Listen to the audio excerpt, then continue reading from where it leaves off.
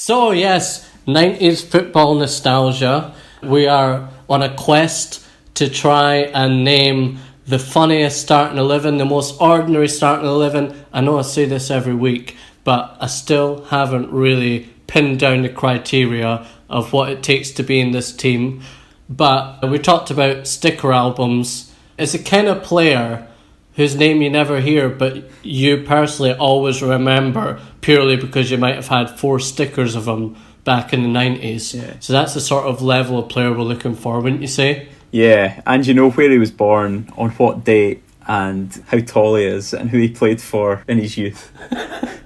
Because this is the information you get in the old sticker albums. So we've done our goalkeeper, done our right back, left back. Got to say, it's looking like a good defence, but what we need is a couple of good 90s centre backs in there. Shall I go first and then you can do the 2 middle ones and come back to me? Yeah, go for it. Alright, cool. So for my first pick, I had a lot of fun thinking about centre backs earlier today. There's a lot of good choices, but for my first pick, I went for a man whose name is a bit misleading, because you might think that he was one of the early Premier League imports, as with so many people that we've talked about. But actually, he's just plain old English. I'm going to go for Ricardo Shimika. Yeah, it's a good one. Are you going to spell his surname for me? Well, there's a radio show in Scotland who've been nicking all our material over the last 3 weeks, so I'm going to nick some of their material from yesterday. So we're going to do it in the style of a spelling bee. So it's how do we say it?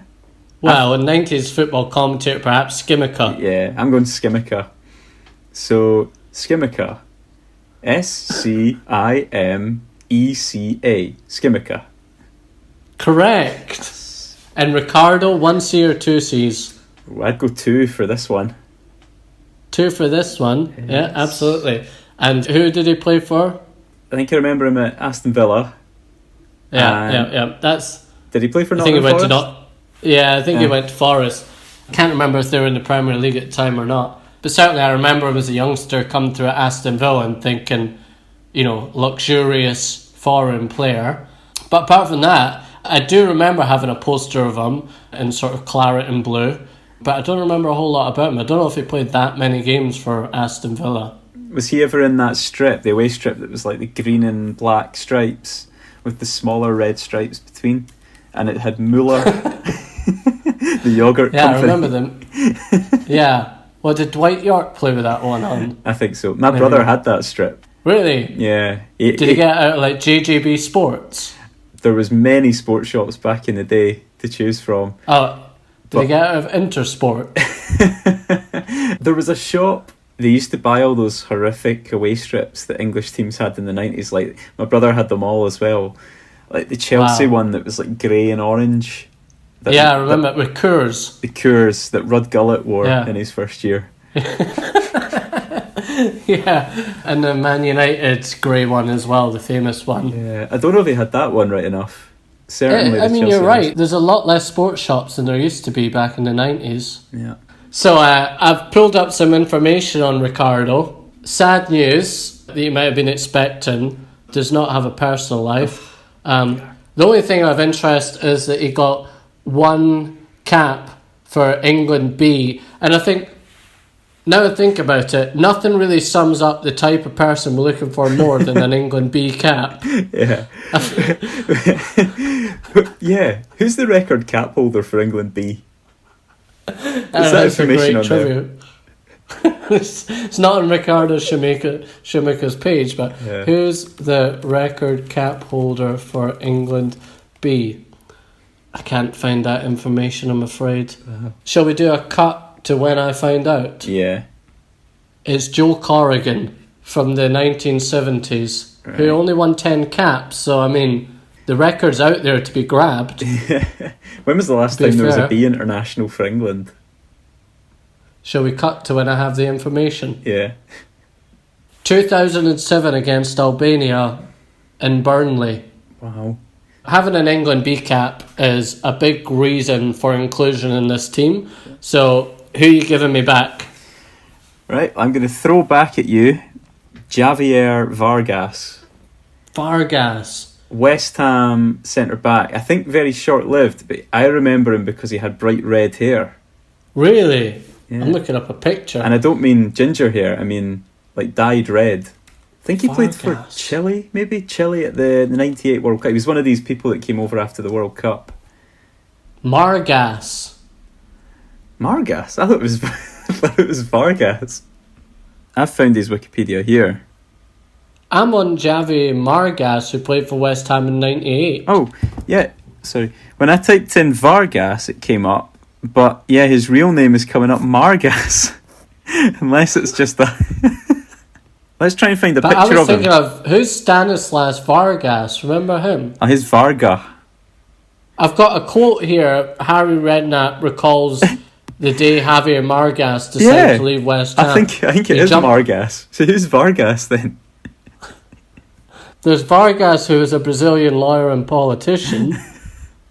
Oh well, I'm getting my wires crossed here. I'm all for putting Javier Vargas with his red hair. Yeah. The fact that he's got bright red hair just sounds like it was all just a huge dream that you had. What kind of dreams are you having that West Ham have signed Javi Vargas with flaming red hair?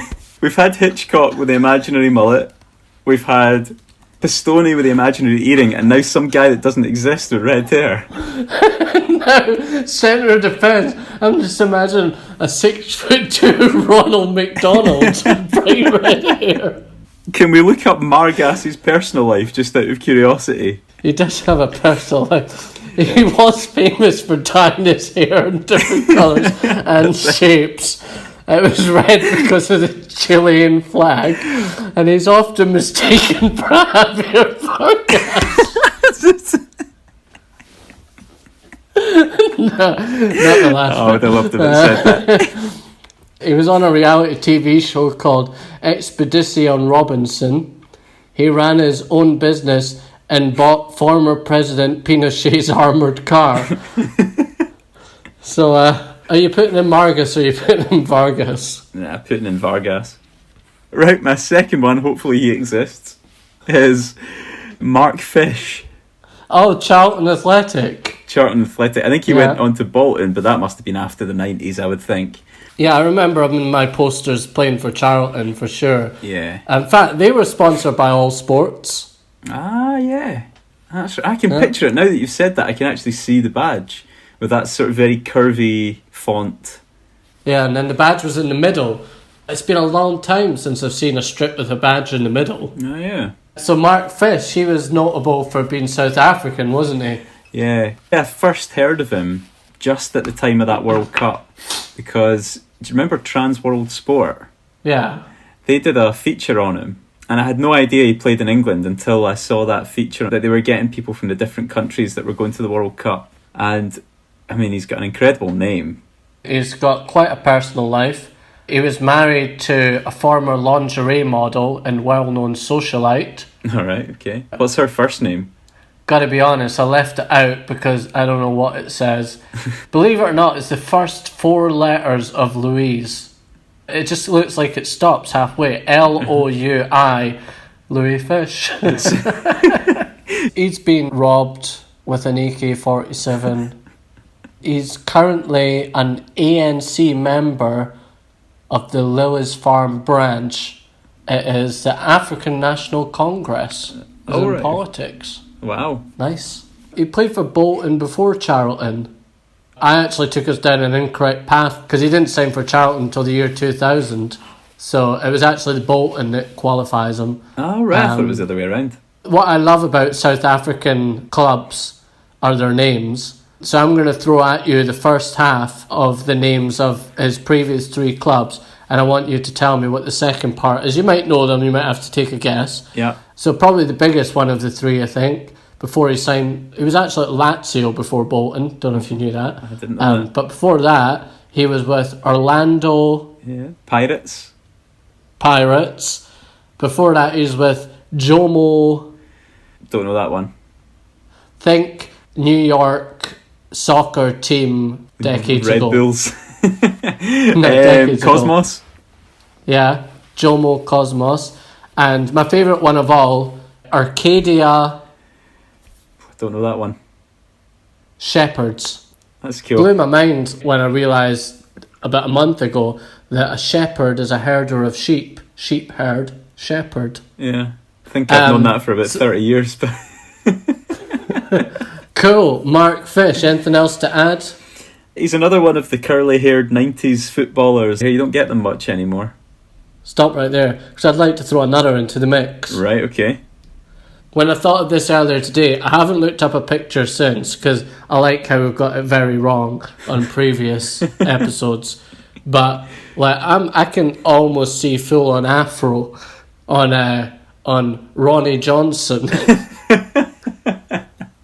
It might have exaggerated in my head. It might not have been all that curly at all. But I hope I'm not overstating this. But when I imagine, and again, maybe it's just because I was just thinking about shepherds and their herding of sheep. But when I imagine Pat and Ronnie Johnson's head, I imagine it having very much the hard texture of a sheep.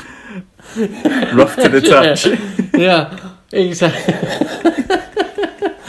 And before you ask me how often I imagine Pat and Ronnie Johnson's head, it's quite often. So you had to go in there for me. I've got the sort of opposite of Ricardo Skimica, in that he's the foreign person who sounds like your mate, Ronnie Johnson. Of course, we later learned after the 90s that it was in fact Ronnie Johnson. But for this, it's Ronnie Johnson. Wiry hair, rough to touch. And yeah, he just seemed to always be around at Man United, but was never like going to break through into that back four. Yeah, was he not the first choice when they won the Champions League, though? Which would make him quite unique in the sense that he would be a first pick, at least for that season, but also retains this sort of... What was the word you used at the start? Like ordinary. I like to think of it as a sort of middleness. Yeah. So he's been in a great Man United team that won the European Cup, but we still think of him as this sort of like middle-of-the-road centre half.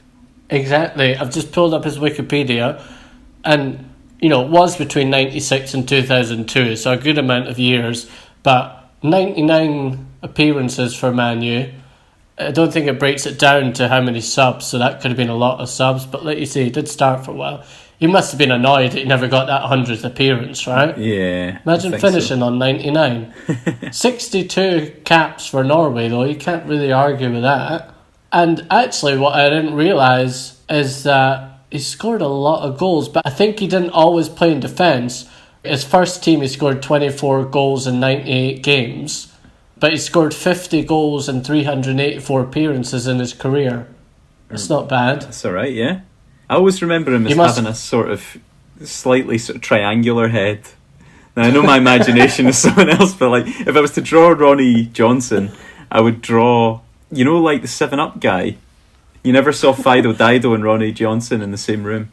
Remember when you got those little big-headed football figurines? Yeah. That was very much a 90s thing. Yeah. Well, if you didn't have Ronnie Johnson, just a guitar plectrum cutting off a sheep's back, and you've got the real deal. Yeah. So just write Johnson in very small letters in the base.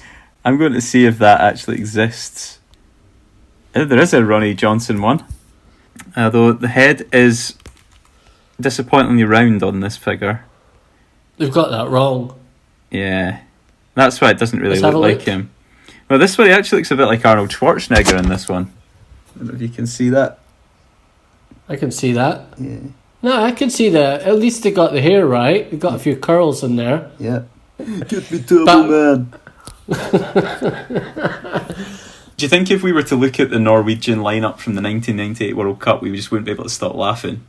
Or it would just make us feel very nice? My absolute dream would be a 90s match between Norway and Wimbledon. Yeah. So, here's my long list. I've got John Scales for the Wimbledon factor. He was close to getting in there. Yeah. I watched a documentary about John Scales once. What, like you got like the Maradona documentary and stuff, and there's just one on Netflix about John Scales? It was like, it went Senna, Amy, Diego, John. Yeah. John. I need more reasoning for why there was a documentary about John Scales. It was to do with his use of, I think it was when creatine was new, like as a sort of performance enhancer, but I suspect it's probably not legal anymore. But initially came out when footballers were trying to find that physical advantage but in a legal way. John Scales used creatine, and I mean, please tell me this documentary was called Tipping the Scales. It was called John. Right, I've got John Scales from the famous documentary Tipping the Scales, or John. Jason Cundy. Ah, that's a good one. It's a good name as well, yeah. Jason Cundy. See, this is one that I might still be in the 90s about. So I don't know if it is or if it's Sunday. I still don't know. That's one of those ones that it could possibly have been used in the same way when people got swear in front of children. They go, "Oh, sugar." That he could go, "Oh, you candy." Yeah. Exactly. Right, who are you throwing at the long list? I've got Francis Benali. Oh, yeah. I always remember he was just really old. He seemed to go on forever, Francis Benali. Like, I'm sure he's still he playing. He was playing with his 50. Somewhere in the world, right now, Francis Benali is still playing. Like, there might be a global pandemic, but somewhere in the world, Francis Benali is still playing. I think he's still playing for Southampton. I've got Phil Babb, famous for cracking his nuts off the post. When I think of Phil Babb, I think green and white squares. Aye. And I think of a cream suit at Wembley. Yeah. Do you remember that Liverpool strip that had the sort of green and white squares? Had a very furry Carlsberg sponsor. Like, if you touched it, it was furry. Yeah. 3-dimensional furry sponsors were quite the thing in the 90s, actually. Yeah. If you fell over in a goalmouth down at the school on a weekend morning, there was no way you were getting that Carlsberg clean.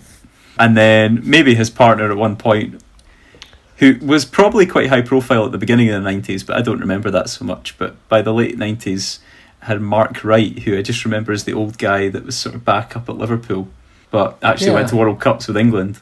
It was Alan Wright you had him before, wasn't it? Yeah. I thought you double picked there. Nah, got his brother Mark in. The Wright brothers, did they not make a plane or something at one point? Yeah, I think so. And Ian Wright, their other brother, he was probably the most successful of the three.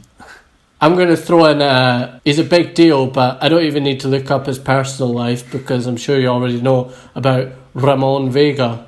Oh, yes. Isn't he like a multi-millionaire investor now? Yeah, something like that.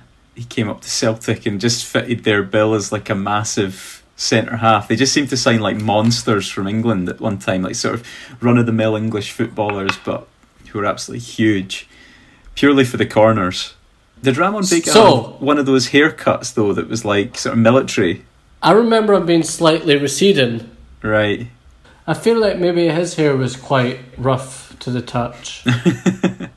Imagine having a Ramon Vega and Ronnie Johnson as your central defenders. Yeah. If I was their goalkeeper, I'd just come up behind them all the time like a shepherd. Your hand would get stuck in one and it would get cut on the other one. I'd play 3 at the back with Jaap Stam in the middle. Hand would just be like that. Especially if it was like the 80th minute and he'd been sweating a bit. Right, who are we putting in our team? Right, I think we actually chose pretty well with the shortlists. So I gave you Ricardo Skimica and Ronnie Johnson. Yeah. You gave me... And I gave you Javier Vargas and Mark Fish. I think it's got to be Johnson and Vargas. It's got to be Johnson and Vargas for me too.